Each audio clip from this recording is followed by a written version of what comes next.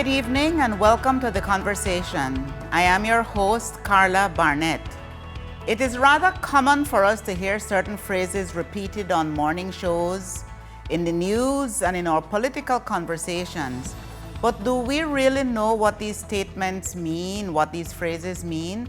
One such example is the IMF standby arrangement.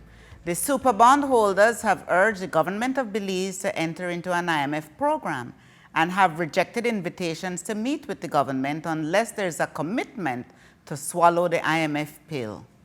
Tonight, we will speak with economists to have them explain exactly what going into an IMF program entails, the pros, the cons, and the implications for Belize.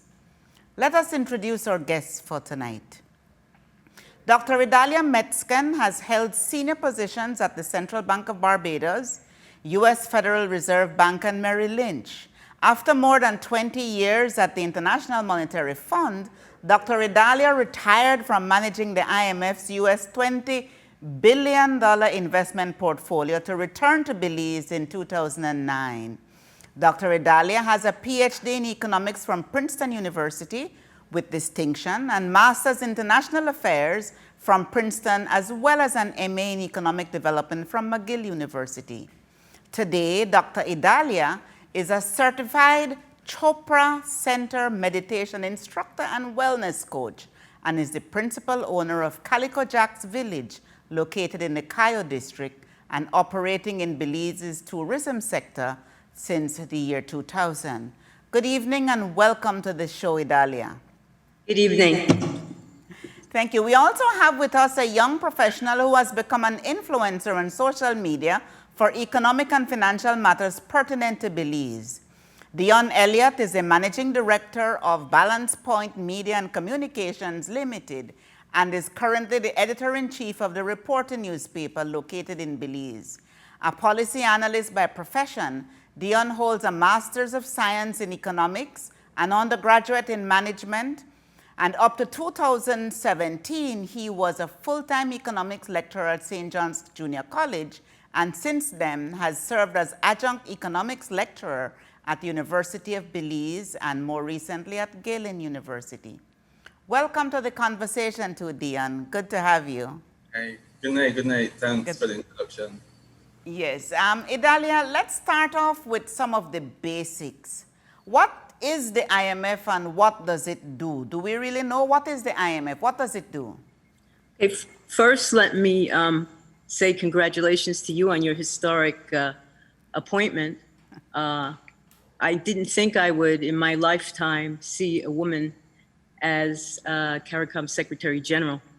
And similarly, when I was at the IMF, I never thought that I would see a woman head that organization and a woman from a non-G7, those are the largest countries, advanced economies, but a woman from Bulgaria had the institution. Yes. And I only say that as indicative of the changes in the world, which are reflected also in institutions.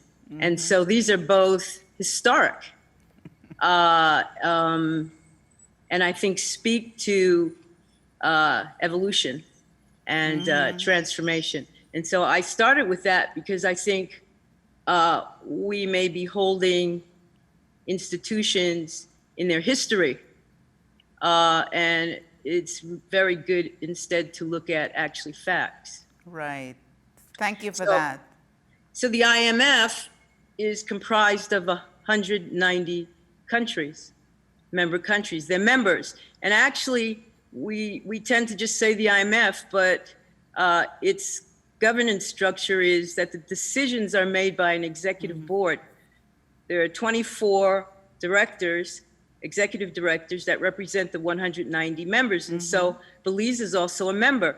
And so these are countries, peer countries, assessing each other, making recommendations to each other. In the case of surveillance, it's recommendations based on a discussion with the mission team. In case of a program like the standby that you referenced, there's financing involved. And in those cases, there are actually targets that are set in negotiations and agreed with authorities. And that whole process has changed materially since I was at the IMF.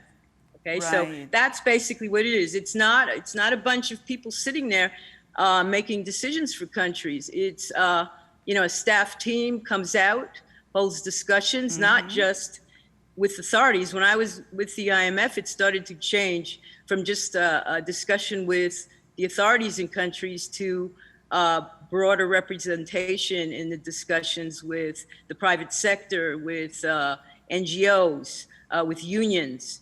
And so That's really very important, Idalia, because people don't understand sometimes that when the IMF surveillance team, as it's called, the country team, comes, it doesn't meet only with government. It meets with a wide range of stakeholders in the countries in which it operates, and the countries That's that are right. members, no? That's right. And Right. even more emphasis placed on this now. Right. And so voices are heard. The other issue is the mission that comes. It's called the mission. In the old days, I used to say the IMF is like a military religious order, because it was quite a stiff organization. We all used to have to wear the same clothing and carry these huge black briefcases with these locks on them. And we used to have to carry the computers, these huge computers. The computer in the bag weighed more than I did at that time. And we couldn't hide. You could pick us off. You could identify us. And it's just not like that anymore. And so the mission is basically guided by the executive board, and the decisions are made by the board, not by the mission. Not by the mission team. It's the board That's that right. actually makes the final decisions at the That's end of right. the day. How That's does a standby arrangement work? Let's say an arrangement is agreed. What does it contain? How does it work? Okay, so a standby is normally from a year to 18 months. And there are targets, and those targets are agreed and negotiated with the authorities, but again, with input from other sectors of society and of the economy. And so in the old days, there were standard targets. Now, what's happened over time is that now countries, I was actually looking at the English-speaking Caribbean, and we have to ask ourselves, Jamaica has been to the fund with us, with a program 17 times. Right. Okay, Right. since membership, 17 times. More recently, they received a $520 million US disbursement under a new facility called the Rapid Financing Instrument, which was Right. developed specifically for COVID, for countries. And the reason Jamaica qualified so quickly for that assistance is because they had just successfully completed a standby arrangement. And that Right. standby allowed them then to access this very large amount of money to buffer their economy from the pandemic.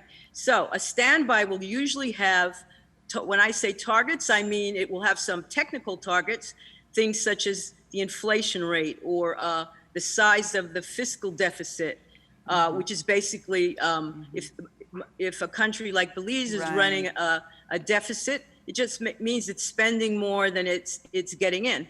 And so let's say it starts very large. The target may be to decrease it to a certain amount. And the authorities get to negotiate that. Now, more recently, targets included things like structural reforms. It might be to improve roads, although there's a division of labor there between the sister World Bank organization, and- right. the World Bank, and then Right. of course you have the development banks like Caribbean Development Bank and the IDB. So, but I also understand that the IMF introduced a governance framework, I think Right. about a year or 2 years ago, specifically to address concerns in civil society about corruption, about countries borrowing money and the money actually didn't go to the benefit of the citizens, didn't go Right. as it was designed in the program. So to me, those are all signs that the IMF has It has become more evolved over responsive. time, It has right? It has evolved evolved in over the way time. it deals with countries and in the content of IMF programs. When we did our IMF program in 1983-84, there were really very specific targets related to fiscal performance and balance of payments performance, and there really was not a lot more than that, but it has changed. Dion, if I can bring you into the conversation, taking into consideration Belize's debt to GDP ratio and the various other issues that we're faced with in Belize, would you say that standby arrangement is something that we should be considering it? What are the considerations that you feel we would need to take into account to make that kind of decision? Oh, hit me with the hard question. Yes, I tricked you with a hard question. Yeah. By the way, I want to pick up on something that Dr. Metzkin had said. I know Okay. I had communicated this directly to you when the announcement was formally made about your appointment as at CARICOM, but I just want to officially make it here while we're on the program. All right, so I definitely want to extend that congratulations to you again. Thanks, Dion. Publicly so. Um, Now, when it comes to that, in terms of whether or not we should go into such a program, I think it is one of those things that we have to analyze. What does it mean? Now, I think all of us here and others have read different reports, studies, research that has looked at the impact of IMF programs on different economies. And I'm going to answer that question in two ways. There's a lot of papers that would point out to you that says, okay, it hasn't necessarily augured very well or left a very strong positive economic growth after the fact, after they've come out. Of course, they will have other people who will point to other studies that would probably say that, but yeah, but it worked over here too. I think the problem that happens, and this is where my position has always been, an economy is like an individual, whereby you have to treat it with an individual touch. And sometimes in the past, as Dr. Metzkin has pointed out, the IMF is working on changing itself. And so what would it mean in terms of addressing the specific issues in Belize? Right now, earlier I was looking at their comprehensive surveillance review, and they are saying certain things. The IMF is talking now about being targeted, being country specific. These are buzzwords that have always been a concern for me, because in the past, we've always seen where the IMF comes in and they say step one, step two, step three, almost as if it's cookie cutter type. As if there's a fixed menu. Right, that's been one of the criticisms in the past. Very strict menu. Very strict. So if I may just read something from their current comprehensive surveillance review, it says further work is needed to incorporate the political economy, institutional and capacity constraints into the fund. And it goes on to talk about having a better understanding of sustainability may lead to staff to better account for socio-political and institutional constraints, which is very loaded. But when you talk just about the political economy and socio-political, that's a very loaded term. And it ties into their sustainability talk now about being very targeted. Now, my concern is still, all right, this is still very new. This is still a framework that they're working on. The language of this comprehensive surveillance review is still in the framework of this is what they're planning to do or planning to implement as they move forward. And what guarantee would we have to say that they don't still give us that cookie cutter approach? And so therefore, for me, I am a little bit more cautious about saying, yeah, we should jump into an IMF program. I think we should exhaust other options before we decide to go that route, for various reasons, and I guess we can come into that. Because some of the things that the IMF in their concluding statement have already said to us on the tax side, for example, includes increasing GST, broadening the income tax base. They even applauded the idea of reducing the wage bill, which we know has been an issue for some time anyway.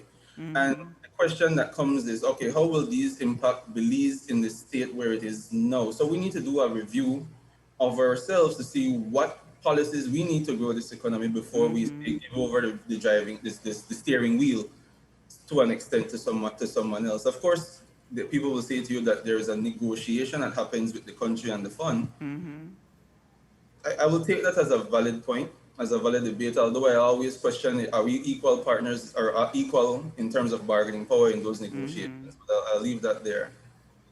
I'd like to respond to that. Go ahead, Idalia. Okay, first of all, let me clarify my position. I'm not saying Belize should have a program. I'm not saying it should or should not. It depends. And it depends on our own comfort with it. We should not go into a program if there's a tremendous level of fear in this society, because then I seriously doubt that it would have a positive impact. We also have to have our own plan. If we don't have our own set of policies and our own objectives and are not guided by something, it used to be Horizon 2030, not sure what it is, but if our policymakers have not or do not, I'm not saying anyone does not, but we have to have as a country a coherent strategy that has the buy-in of Belizean society. Right. And if we don't have that, we're not in a strong negotiating position, are we?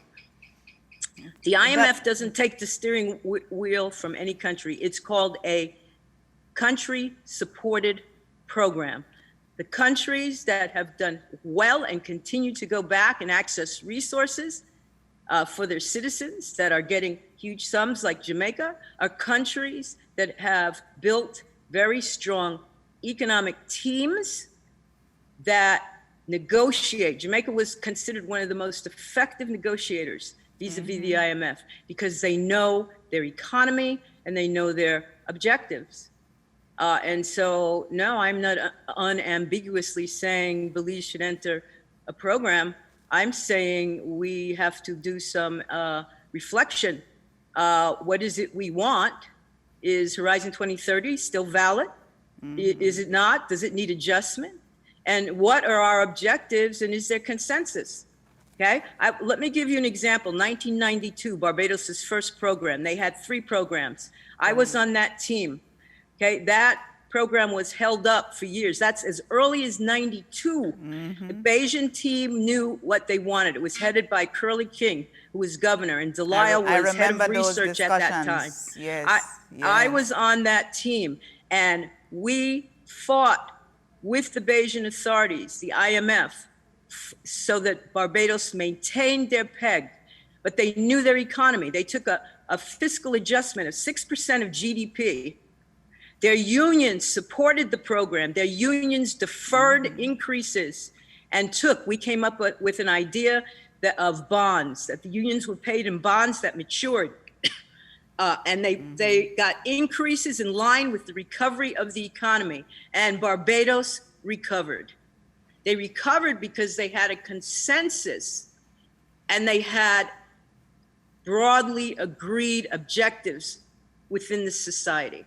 If a society is fragmented, if we're fighting each other, of course we don't have leverage. If I remember correctly, Dahlia, that's when the famous social partnership came into being, where the private sector, labor and government sat down and really agreed on the state of affairs and what needed to be done, and were able to put a team together that really had a big fight.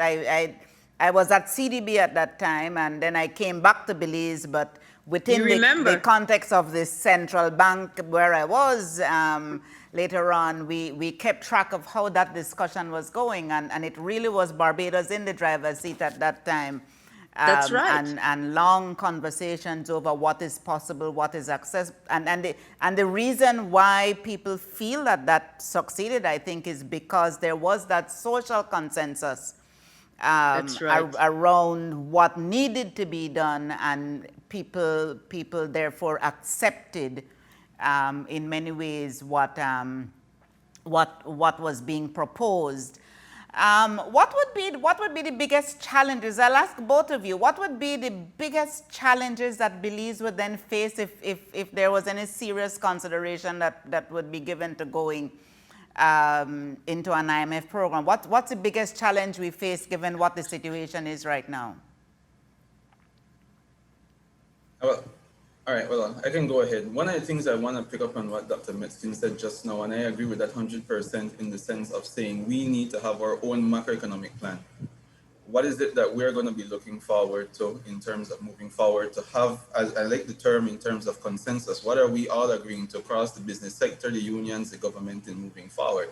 So I think definitely that, if nothing else coming out of this program, I think that should be the message. What is our plan moving forward as an economy that we see as the main thing that we need to fix as we move forward? And I have my own comments and thoughts on that. But in terms of your question about the biggest challenge, that one, if you go back through the different Article 4 consultations, at a certain point, you look at the Article 4 consultations that come out every year and you kind of see a recurring theme. There are certain things that are always there over and over again. For example, the whole things about the wage bill being what it is always comes up over and over again. The tax structure issues comes up over and over again. For example, one political thing, I'm just using this as an example, that has often been as an issue is in terms of fiscal incentives. There's always been the talk that we are giving away money, basically, in terms of when you have all these fiscal incentives and we're not necessarily getting money for it, and they've always been advising us to reform those things. Clearly, that will come with its own issues by changing it, and of course, there are their own ramifications for keeping them the way they are. The wage bill matter. We've been hearing that that's been above where it needs to be for a country our size for the longest time now. And there have been recommendations about how to fix it without having to do drastic things like retrenchment, like having attrition. Just don't hire as fast as you have people retiring. And administration after administration has ignored that. So now there's always that, if I can use the word fear, that, okay, if an IMF program comes along, some of these things would be snapped into program and be expected to come overnight. Now, those are the concerns that would be on the table. Again, it depends on our bargaining power in the negotiating table to see whether or not that happens in the same way.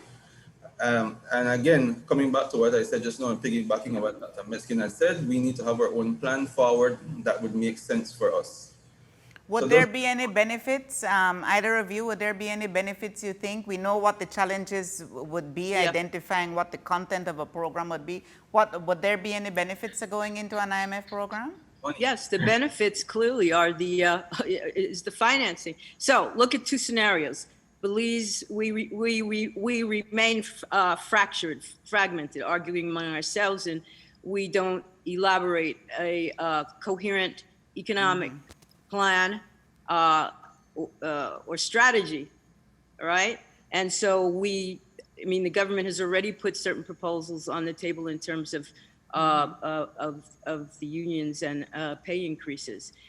The word adjustment simply means measures that government has to take to bring some order to the finances of the economy, both on the external side and on the domestic side. So in the absence of going to the IMF, Belize does not have access to financing. That I looked at the numbers, I looked at the numbers, and I think it's 8 English-speaking countries in the Caribbean have had fund programs in the last 10 years. Why? And some more. I think Grenada and Dominica had the most. Grenada, but why? Dominica, Antigua, yeah. Because the adjustment is less. Because when IMF financing comes in, it also catalyzes other financing. So instead of just the project financing, the other IFIs and development banks are able to put in actually financing for structural change. And so the amount of financing that comes in is actually large. So if you are able to at least come to the table, your options for less adjustment, it's less adjustment because the adjustment can be tailored over whatever the length of, let's say it's a standby. And by the way, the IMF has 10 different facilities, okay? Not just the standby. But that's the one that we hear about all the time, right? Yes, so the question is this: why would you not even come to the table and say, okay, tell me if I joined the program, what does it look like? You can always say no and leave the table. Why would you not even just have the conversation? That's my question. Okay. All right, viewers, we will take a short break and be right back to hear about the standby arrangement that Barbados currently has with the IMF.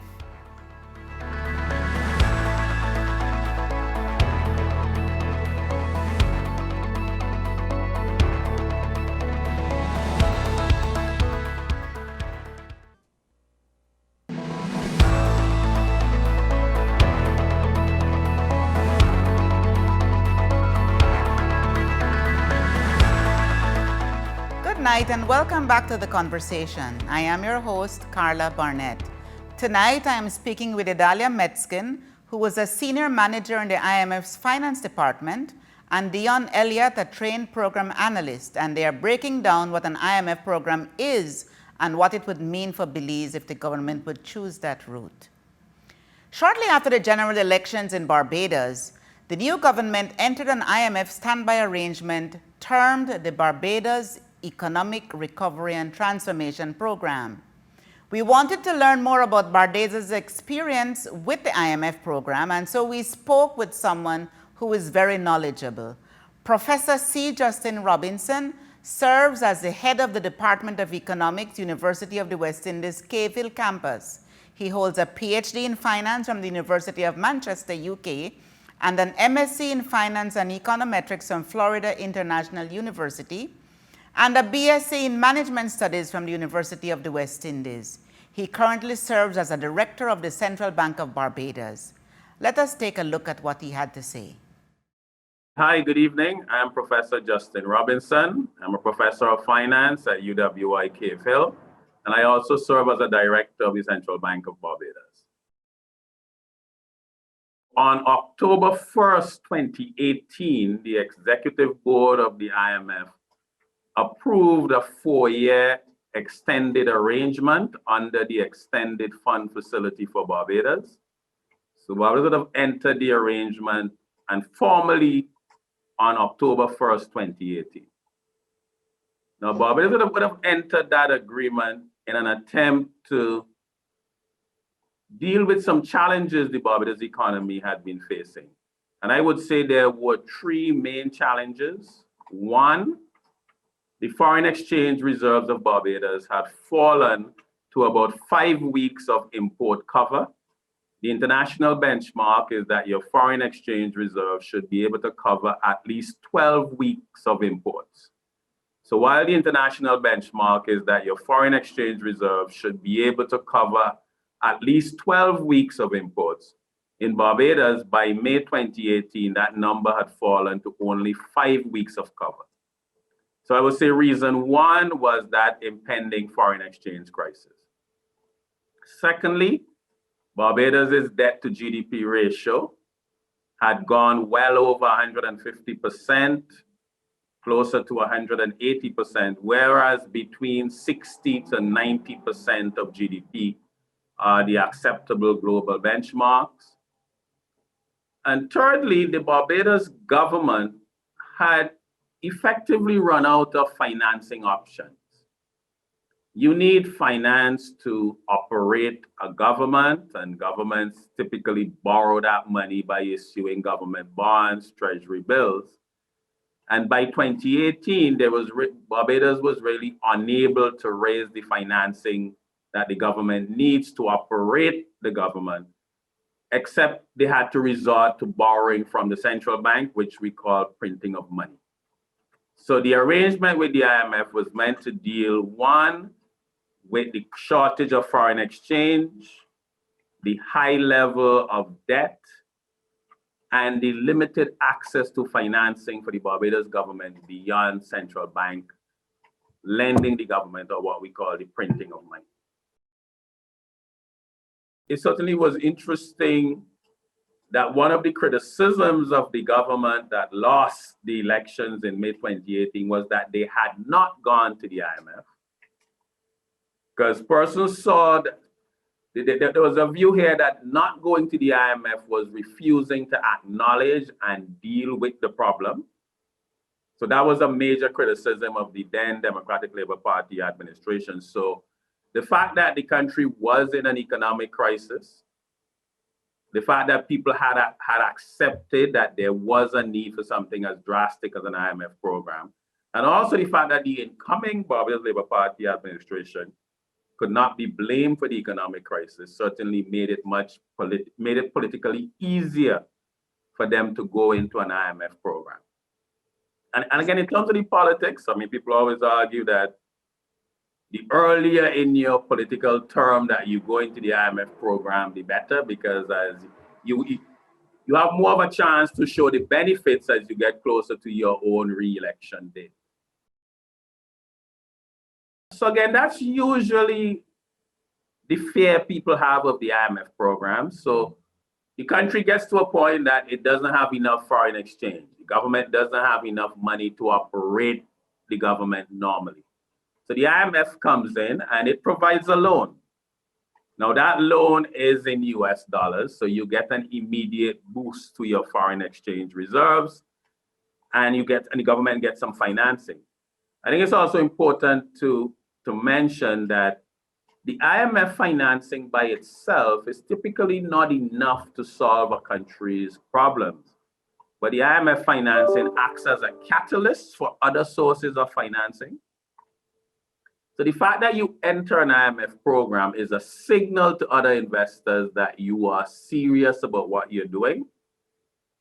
And then, so other sources of funding then typically become available from like the IDB, CDB, and other sources. I mean, the way I think of it, like in everyday terms, is like if you have an employee who has a drinking problem and he keeps telling you, I'm going to stop drinking, but he doesn't stop. But if he joins Alcoholics Anonymous, now that's a real signal that he's now serious. So the IMF, so going to the IMF program is a signal that tends to release other funds. Now the catch or the downside is the IMF doesn't provide you just with the financing, is that it comes with conditions or targets that you have to meet. And in a sense, these conditions are designed in a way, I would say, to achieve two things. One, like any lender, the IMF wants to be repaid. So they want to ensure that they can get their money back. And also, secondly, that the country undertakes reforms and makes changes that they don't run into the problem that led them to the IMF in the first place. Now, the conditionalities in the Barbados program are quite interesting in the sense that you have two broad sets of conditionalities. So people think about the quantitative performance criteria. So the key target and the program is grounded in getting the Barbados debt to GDP ratio to 60% by 2033. So that's a key target in the program. The entire program is anchored in moving the debt to GDP from the 170% it started at to 60% of GDP by 2033. Now, to get there, one of the biggest challenges in terms of a quantitative target is that for the 4 years of the program, the government has to run a primary balance, a primary surplus of 6% of GDP. So the primary balance is government revenue minus the government expenses, excluding interest payments. Okay, so the primary balance is government revenue minus its expenses, but excluding interest expense. So the government needs to run a surplus, and that surplus has to be 6% of the GDP, and that's quite an onerous target. Also, typically in IMF programs, you are not allowed to accumulate arrears.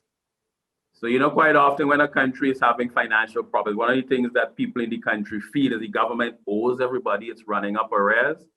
The government is not allowed to accumulate arrears. There's a ceiling on the amount of borrowing the government can do as well. Also, interestingly, in this program, there's a floor on social spending. So the IMF, I think, has evolved, and one of the factors is that the program can bring hardship, and the government has to commit to not spending less than a certain amount on social spending. Also, because the government had been borrowing from the central bank or printing money, there's a maximum on the amount of lending that the central bank can do to the government in a year. There's also a floor or a minimum on the foreign exchange reserve that the country has to meet. So those are the main quantitative targets. But what is also important are a number of non-quantitative measures, or what people call structural benchmarks. So for example, the government was required to do a new Financial Management and Audit Act to bring order to spending in the public service, to adopt a new town and country planning legislation to again facilitate economic growth.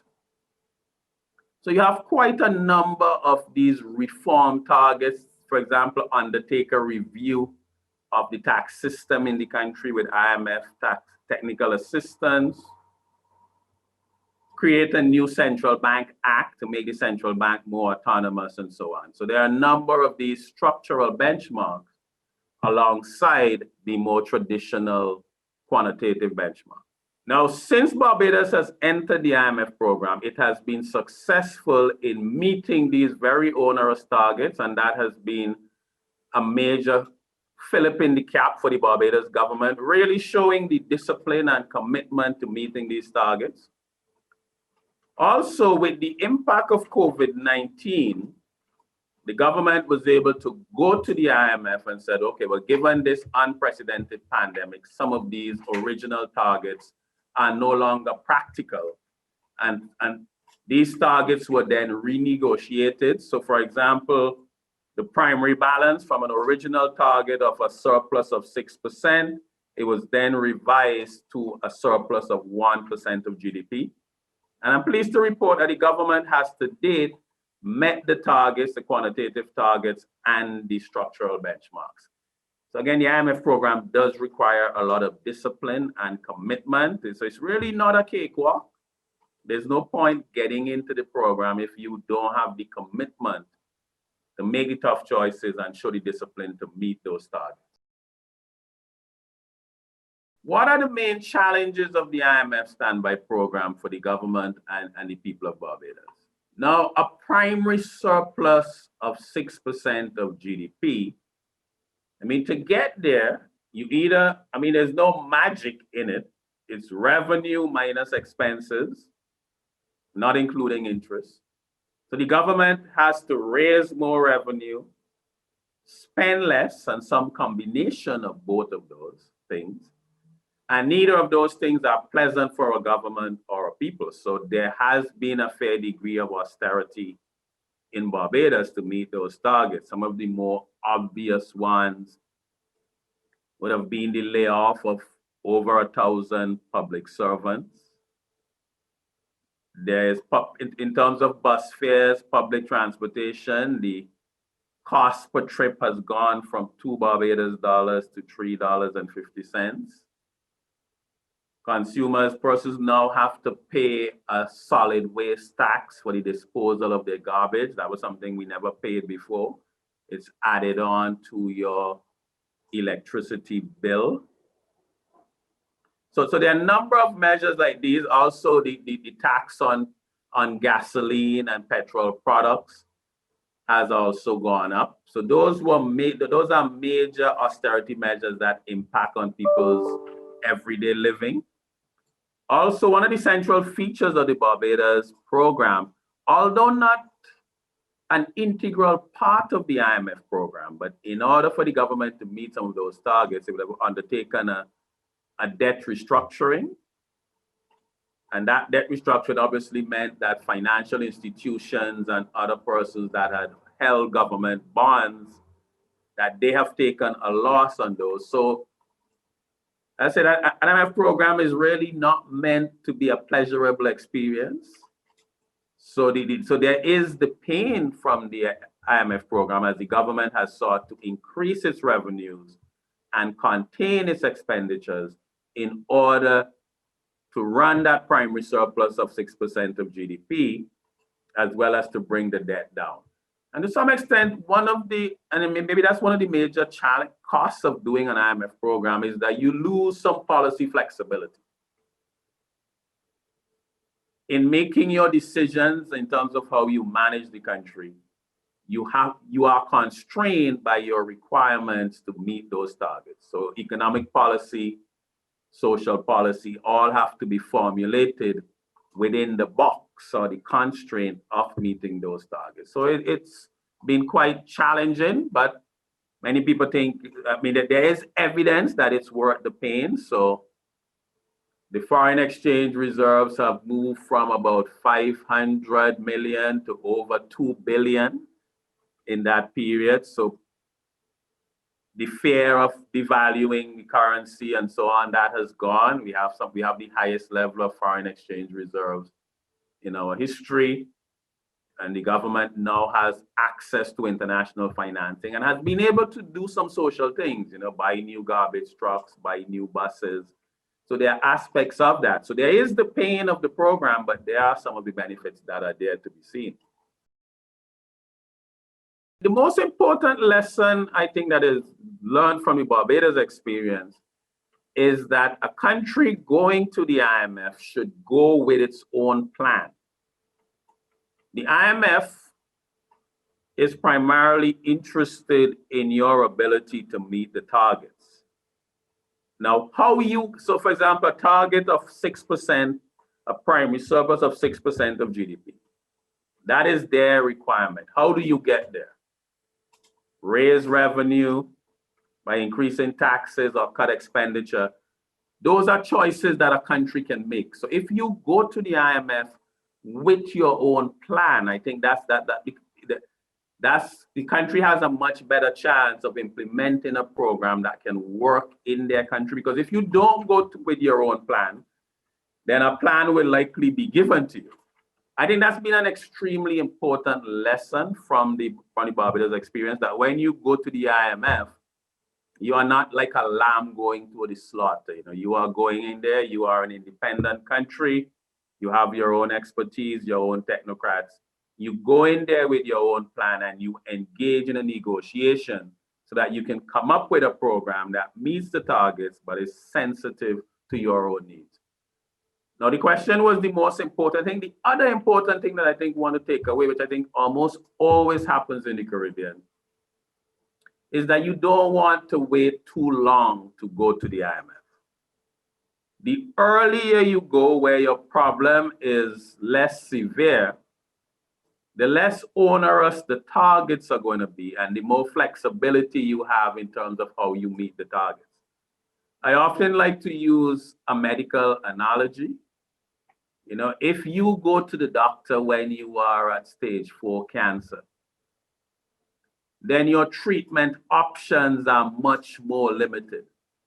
But if you go very early, then the range of treatment options and how severe they are is quite different from when you go at a much later stage. So the earlier you go, the less severe the program is going to be, and also the more flexibility you have in terms of how that program is structured. Thank you very much, Professor Robinson, for sharing with us the Barbados experience of the IMF program. We will now take a short break and return to discussion in the Belize context. Please stay tuned.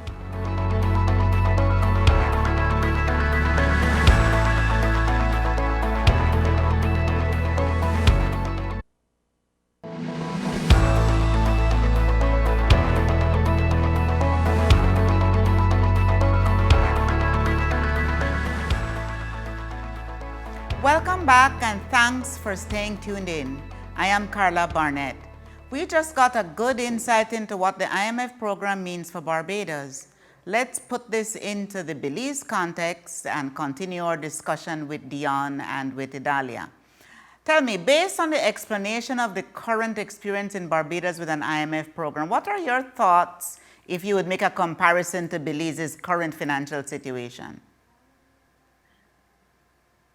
I'll start if Dion's agreeable to that. Okay. Go ahead, Idalia. All right. So actually, I really enjoyed his presentation because the situation in Barbados is similar to us. We also have a debt problem. Our debt, the last time I looked, our debt to GDP ratio was 128%. I can't speak to the reserve position other than to suspect, given the hit on our tourism sector, which is our major earner of foreign exchange, that we are probably not in a strong position, but I haven't seen recent data, so I can't comment with certainty on that. But what strikes me is this: Barbados made a decision of what was important to them. Now, he spoke about constraints, but mind you, a standby is from 12 months to 18 months. We're not talking about 2 years or 3 years or 4 years. We're talking about bringing your house in order. Why? So that you're in a good position now to go forward with growth. And so the Bajans made a decision as a society that they wanted to hold their peg. I think their situation was a bit more dire. I think their debt problem was, in terms of, if you look at the measure of debt to GDP, looks harder, but yet we're facing also a potential restructuring, and of course we have payments to bondholders on the super bond. Right. So we're in similar positions. We have a large fiscal imbalance, a large external imbalance. What I sense, however, is that there is a consensus. There was a societal consensus that they wanted to maintain their peg. Okay, that the exchange rate relationship, which has served their economy well through time, was more important to them, was the most important, was paramount. Right. And so that is basically, when you speak about an IMF program, you speak of an anchor. That was the anchor. Not just for maintaining the peg. That's right. The anchor, right? That as an was indication the of stability of That's being able right. to maintain, right? That's right. And so again, I go back to consensus. I go back, the other point he made that I thought is relevant for us is the catalytic effect, meaning that Barbados received other financing. Okay, he also spoke about the evolution of the fund and more flexibility. Right. And he also spoke about the necessity of, which I agree with, of having your own team. But first you have to have your priorities, because your technical team takes their guidance from policymakers. Absolutely. Your technical team are not your policymakers. So it means your policymakers have to have coherence. They have to know what are the major objectives for us in this economy. And then you go, you have your plan, you have your targets, and you say, we have some ideas of how we want to get there, and you engage in a discussion. And they seem to be willing to do that. I go back to the same question I posed. Why would you not at least sit at the table and hear? No one can make you sign. No one can make you participate. Why? Right. Why wouldn't you? Are there, let me ask Dion. Dion, what other alternatives would we have other than an IMF program? What would we do differently outside of a program than we would do inside of a program? That's another way of putting that question. I think one of the things that I appreciated from the Barbadian central bank governor is that he gave a very balanced, even-handed analysis, I guess, if you can use that term, like of his experience. And if you're going to talk policy, which I always treat as responding to a problem, then it makes sense for us to assess what the problem is. Right? I think it has to start there. And everything I'm about to say still revolves around what I think we've all been saying. Dr. Mestin said, I'm saying it, the central bank, the central bank governor that was just talking said it just now. We need to have our own plan and decide where we want to go. Now, right now, in terms of our foreign reserve levels, if you look at central bank data, we have just below 700 million in Belize dollars. Now, if you, let me use IMF data, just since we're talking about IMF today, and talk about it in import cover. In 2018, they had our import cover at 2.9 months. That is in 2018, before there was COVID.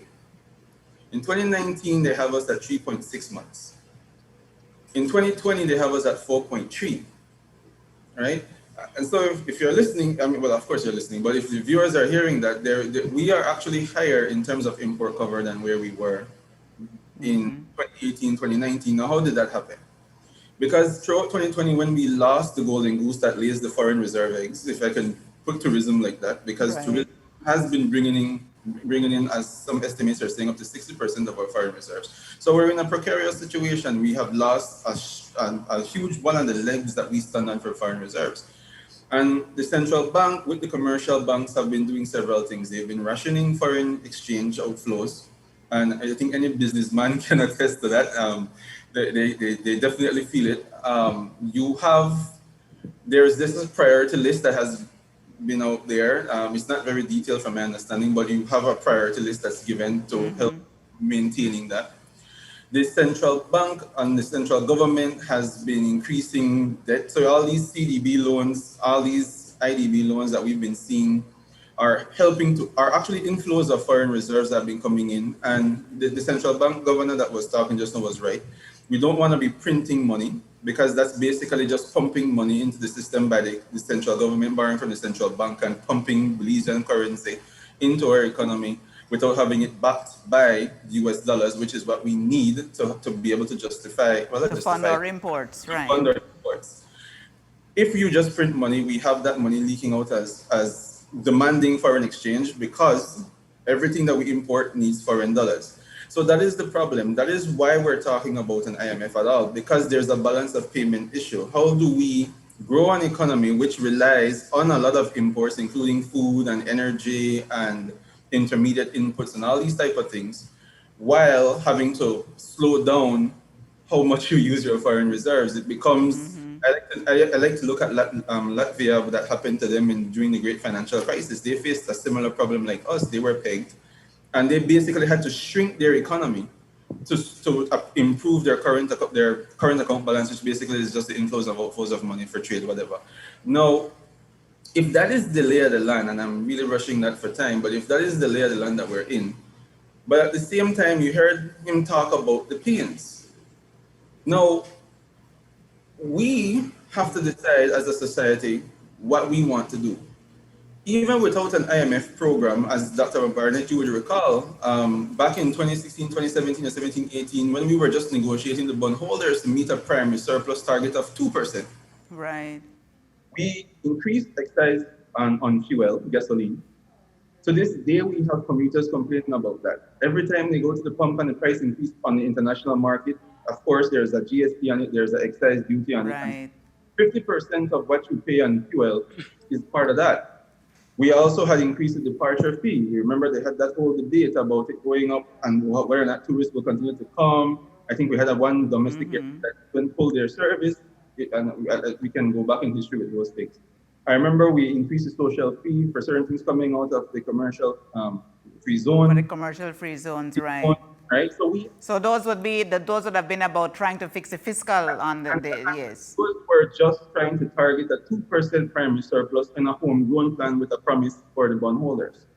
Now, if you're telling, and one of the things that consumers will recall is that back then we used to have GST. You don't pay GST on your electricity bill until it was over $200. That was lowered to $100. You all remember that?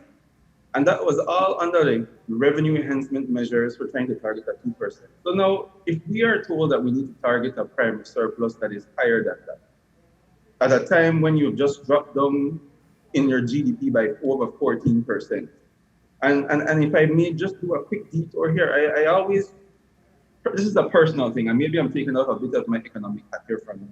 But it's a personal thing for me when we're talking about Belize's debt as 130, almost 130%, without also factoring the fact that the denominator in that equation fell by 14%. Right. And I find that sometimes, especially politicians, they tend to leave that out. And that's a. So can say that again, Dion, because I think sometimes people don't understand that it's a ratio. So if your debt is the same, but your GDP shrinks, your debt to GDP ratio is larger. The quotient will be naturally larger.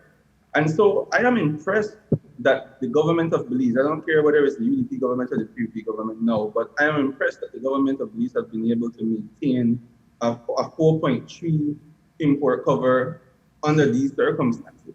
And we have already feeling some of those pains. We can't import as much as we want to import. No.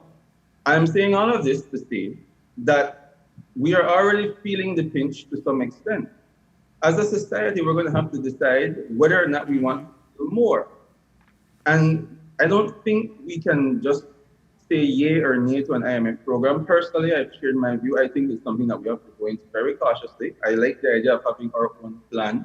Where do we want to go? Where do we want to make this work? And at the same time, I'm keeping my eye open on what's happening in the whole conversation about the SDR, the special drawing rights allocation that's being this talking and talking that's been going on for a couple of months now. Because that also promises to add some liquidity, especially if the developing countries that get more than they need anyway can reallocate some of those to developed countries like Belize and other countries like us. There is the debt service initiatives that we've seen, or the DSSI, for example, that we need to be able to access. The rules of the game needs to change. What's happening with the whole conversation about accessing those things based on a vulnerability criteria as opposed to just your income level? Except that all of those, Dion, haven't really been agreed and accepted generally internationally. Understood. And so the question I would ask is, what would be significantly different between a homegrown program that we put together and a program that would be funded by the IMF? What would be different in those? The main difference is that you have the conditionalities that you have to meet.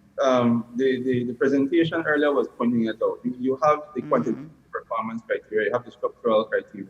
You have all of these criteria that you have to meet. And there are conditionalities that are there, and you will have to meet them. And yes, there are some flexibilities, and I'm watching the IMF very closely because I am seeing, like I mentioned at the beginning of the show, their comprehensive surveillance review. They are talking about changing, softening up the way they're doing things, making themselves more flexible. So, but those are words on paper, so we still need to see, how that's implemented.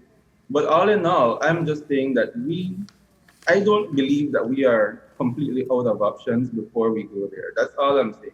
And I do think we come as a society and decide exactly how we want to go about growing this economy. How do we want to get ourselves out of this thing? Because, that's what we need to do. We need to have that. Yeah, but so that means we have to talk about it as a society. It has to be something that everybody is involved in the conversation in order to agree as a society whether not Yes. we go. One of the things that Professor Robinson pointed out to us is that an IMF program does come with pain, but it also brings benefits. What do you think would be the reaction from the public if Belize should decide to go the route of an IMF program? How do Belizeans see this? Have you, as a media person, have you had the reactions from people? I think you meet two kind of people when you talk about the general Belizean public. There are those who don't even care about what an IMF is, and there are those who have heard something, but usually not good. And so there's I hate to use this phrase since Carl Ross recently used it, but there is that boogeyman effect when it comes to IMF as this and the whole Washington consensus talk and the neoliberalism and all that type of thing. All I'm saying is that, and I have always been the person to tell people to look at things objectively. I don't believe that we have to be panicking, running with our heads as if our heads are on fire, running into an IMF program. But I'm also not saying that we can't take the option off the table, although I don't think that is our first option. I don't think it's our second option. I think there is need for us to sit down. Let's decide what our plans are. Let's see where this economy goes. If you need to address the balance of payments issue, and Dr. Barnett, you and I have had these conversations before and one-on-one, and I know the concern has to come with administration side of things. For example, if you're talking about balance of payments and you're thinking about trade, we look at Ecuador a couple of years ago. They used on a general agreement of tariff and trade. They had used the Article 18 of the GATT. Right. It allows them to do certain things to minimize how fast imports are coming in.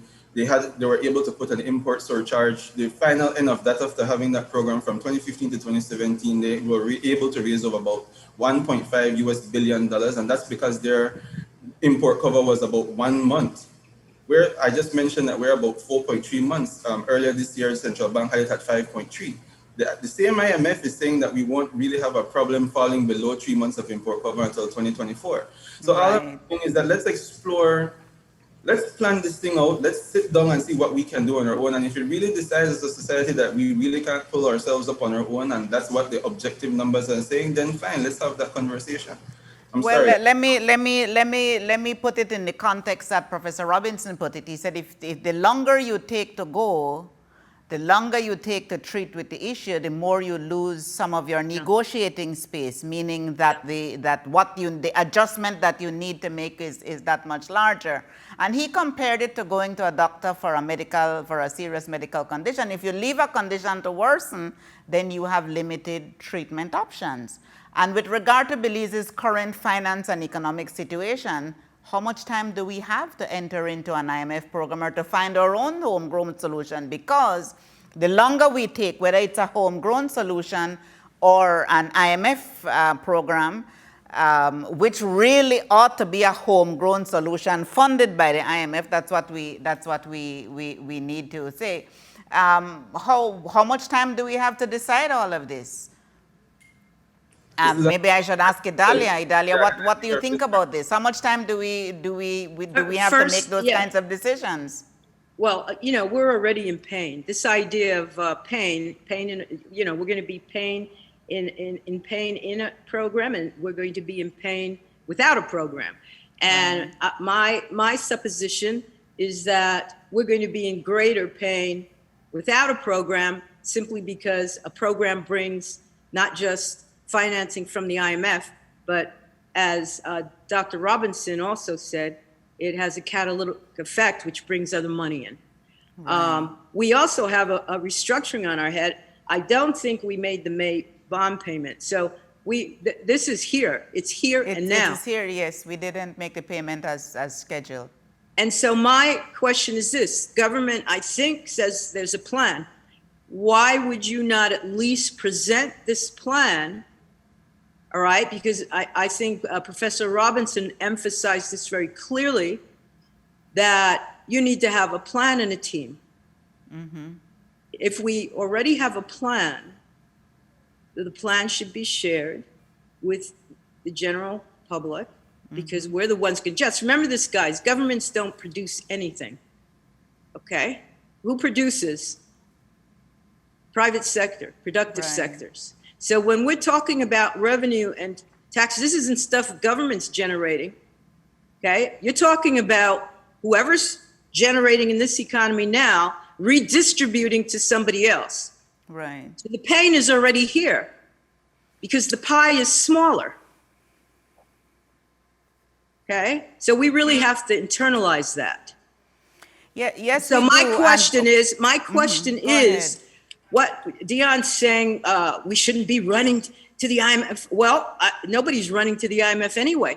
But tell me, Dion, what is the cost? What does Belize lose by if we have a plan sitting down at a table and saying, this is our plan, give us a reaction to it? What is lost? Oh, that's not a rhetorical. You're actually asking me that. Yeah. No, that's a real question, Dion. Okay, listen. As I have been trying to say, I didn't say that we couldn't talk. I hope that wasn't what you heard me saying. Yeah, it's what I heard you say. Well, because there's no talking going on. This talking, I think, has been going on. I've heard the Minister of State consistently say that they're working along with the IMF team that they've been consulting with. Now, I'll take him at his word on that. That's what they said, that they're consulting with these technical experts that they have at the IMF. So there is some degree of talking. Now, if you're talking about what would happen in a standby program, I think I'm saying it over and over again. Phase one, we need our plan. And we need to have a cohesive plan that we can talk about what we want to see happen for this economy that will lead us to growth. Because we don't So you're saying we don't have a plan then, and you're saying that's the reason for the delay, that there is no plan. The level of planning that requires that calls the level of consensus that we're talking about here, I don't think that exists yet. Okay, so then we're in pain anyway, aren't we?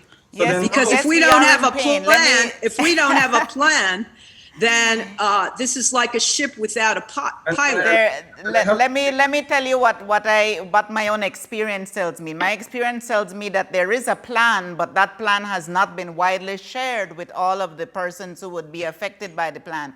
Belize has been through significant adjustments. In the 80s, we went through adjustment with an IMF program. At the 2006, 2007 period, we went into adjustment without an IMF program.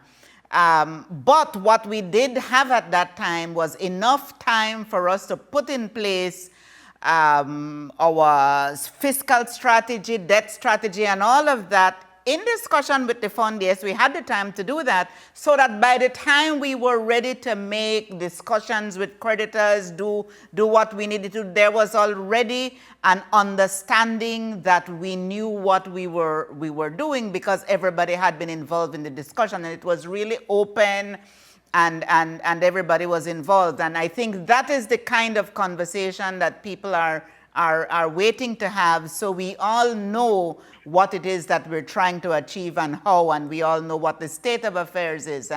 And so that kind of conversation may need to take place. But at the end of the day, I think it's really up to everybody, of the government, social partners, the private sector, to come together and understand and agree on what it is that we want to do. And if it is to hold the currency stable, then we know that that's what we want to do. If it is to treat with the long-term fiscal, then that is what we need to do. But that conversation is what I'm hearing both of you saying that we haven't really had out in the public in the way that we've done it in the past.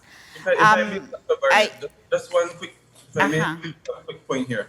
Like, one of the things I've been saying, and I don't know if this happened behind closed doors, and you would be in a better position to say this, but like, one of the things I think the public would have wanted to see, and I made this comment in a previous program that I was on a couple of weeks ago about all the king's horses, all the king's men. We have a lot of PhDs in economics and different disciplines in this country. Dr. Metzkin is one of them right here on this call. You are one of them. We have people like Dr. Philip Castillo. You have several of them that know about that are around, that are within, some of them within the education system itself. Mm-hmm. Where is that cohesive plan that you're seeing coming out from these leading lights to tell us this is the way forward, these are the conditions, and putting all the options on the table to make it public that the Belizean people can look at with the empirical considerations all into? We still haven't seen that. And I am speaking here a little bit straight jacket, because there are things because of my day job that I can't speak on to here because of obvious reasons. But I am just saying is that the Belizean people need to see that type of cohesive planning if we're going to have that type of consensus that Dr. Metzkin is talking about. Mm-hmm. Thank you very much, Dion. Thank you very much. I'll take that as your final comment. Idalia, let me invite you to make a short final comment as we try to wrap up this program. I think that the points that I would make are the same ones that Professor Robinson made, which is that we need to sit down and look again at the point on consensus, what our primary objectives are, what we value, and then come up with an idea of how we want to approach it. I also want to point out that adjustment will be larger without financing. That's, the way it is. That's the mathematics of it. That's the mathematics of it. Okay. Right? So there'll be more pain without financing. Okay. Idalia and Dion, thank you so much for joining us tonight and sharing with us what we need to know and understand about an IMF program. Professor Robinson, thank you also for such a clear and candid explanation about the Barbados experience with their current IMF program. This has been a truly enlightening and informative discussion, and I thank you all for participating with us. Viewers, we will now take our final break and be right back.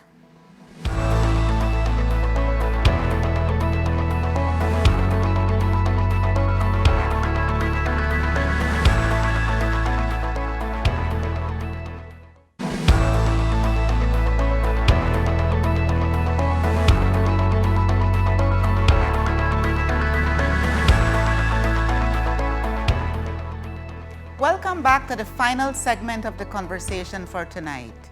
Tonight's loaded conversation revolved around a topic that has certainly caused our leaders some sleepless nights: the IMF and whether we should enter into an IMF standby arrangement or not. Like a vigorous diet, an IMF standby arrangement would aggressively move us towards our financial recovery goals by divorcing us from some of our inefficiencies, wastages, expensive vices, and may likely reshape and reduce our public service and our spectrum of social services. But unlike a diet, which is a personal, individual choice and journey, entering an IMF standby arrangement would haul every Belizean into a stringent financial boot camp with repercussions that political leaders typically seek to avoid. The idea of a homegrown recovery plan has been raised and is an approach that previous administrations have explored. The difference, though, is a country's ability to exit or stray from the straight and narrow path of fiscal responsibility, which is seen to be a greater risk under a homegrown plan than under a stringent IMF standby arrangement, which would be very difficult and expensive to exit. But one thing we can all agree on is that we need to find broad agreement on our current financial and economic woes, which continue to cripple various sectors of our society. The next half decade will surely shape our country's well-being for the foreseeable future. And like our leaders, civil society partners, the business community, and all Belizeans, we here at The Conversation hope that the best solution and commitment to being part of the dialogue that can lead to fruitful outcome. With that, our time is up for tonight. Remember to join us on Mondays at 7 p.m. for new episodes of The Conversation right here on CBTV and on Colorblind's Facebook page. Good night and take care.